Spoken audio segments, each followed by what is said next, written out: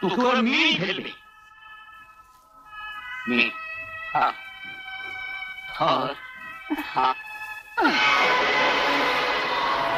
এতেই তো এসেছো, কাজগুলো আগে সারো, তারপর জন্মের মতো খাওয়া খেও।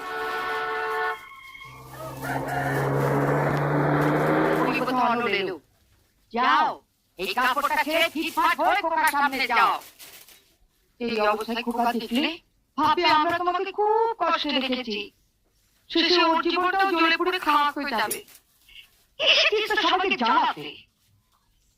খবরদার এসব কথা খোকার কানে তুললে আমি তোমাকে শেষ করে দেব।